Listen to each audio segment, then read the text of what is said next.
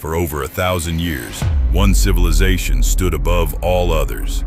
An empire so vast, so powerful, so enduring, that even today, its shadow falls across our laws, our languages, our architecture, and our very idea of what it means to be civilized. This is the story of ancient Rome. The year is 753 BC. On the banks of the Tiber River, in the heart of what is now central Italy, a small settlement begins to take shape.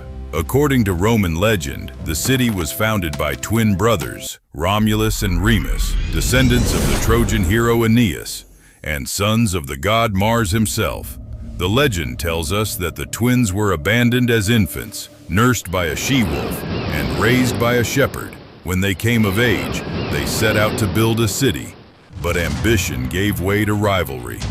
In a moment of fatal conflict, Romulus slew his brother and named the city after himself, Rome. Of course, history is rarely so dramatic.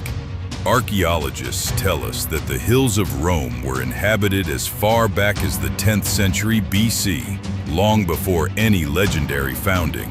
What is certain, however, is that by the 8th century BC, these scattered hilltop villages had merged into something remarkable. A city was born. Rome's earliest form of government was a monarchy. 7 kings ruled in succession over the city's first 2.5 centuries. But in 509 BC, the Romans did something extraordinary. They overthrew their king. Tarquinius Superbus, Tarquin the Proud, was the last king of Rome. His arrogance and tyranny pushed the Roman people to their breaking point. When his son committed an unforgivable crime against a noble Roman woman named Lucretia, the people rose up. The monarchy was abolished, and in its place, the Romans established something the ancient world had rarely seen: a republic.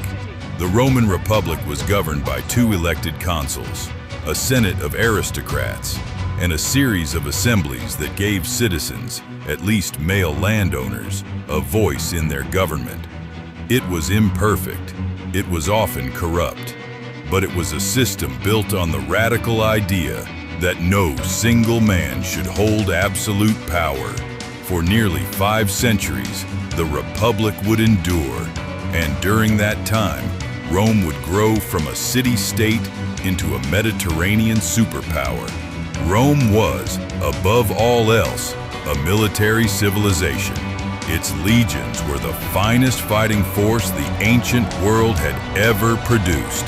Disciplined, adaptive, and relentless. Through centuries of conflict, Rome extended its reach in every direction. To the north, they conquered the Gauls. To the east, they subdued Greece and Asia Minor.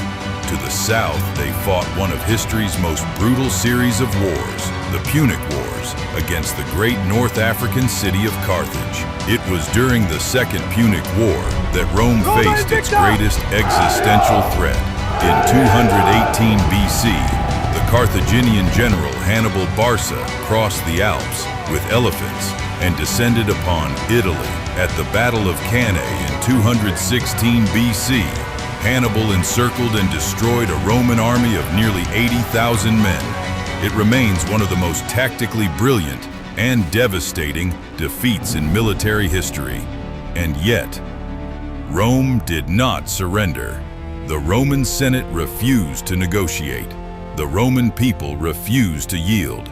They raised new armies, they fought on, and ultimately, they prevailed. By 146 BC, Carthage was razed to the ground. Rome stood alone as master of the Western Mediterranean. But power is a double-edged sword. As Rome's empire grew, so did the ambitions of its generals. The wealth pouring into the city created staggering inequality. The old Republican ideals began to crack under the weight of corruption, civil war, and personal ambition. 3 men came to dominate Rome in the 1st century BC: Julius Caesar, Pompey the Great, and Marcus Crassus. Their alliance, known as the First Triumvirate, held Rome in an uneasy grip. But alliances between powerful men rarely last. Caesar proved to be the most brilliant and the most dangerous of the three. His military campaigns in Gaul lasted nearly a decade, during which he conquered vast territories, wrote detailed accounts of his campaigns, and built a loyal, battle-hardened army devoted entirely to him.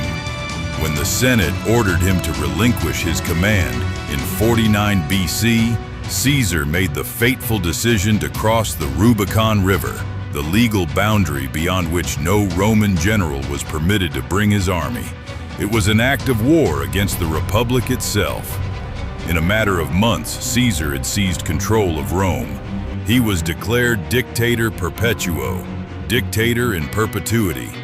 The Republic trembled, and on the Ides of March 15th, 44 BC, a group of senators led by Brutus and Cassius surrounded Julius Caesar on the floor of the Senate and stabbed him 23 times. They believed they were saving the Republic.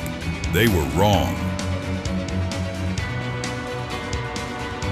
Caesar's assassination plunged Rome into another brutal round of civil wars.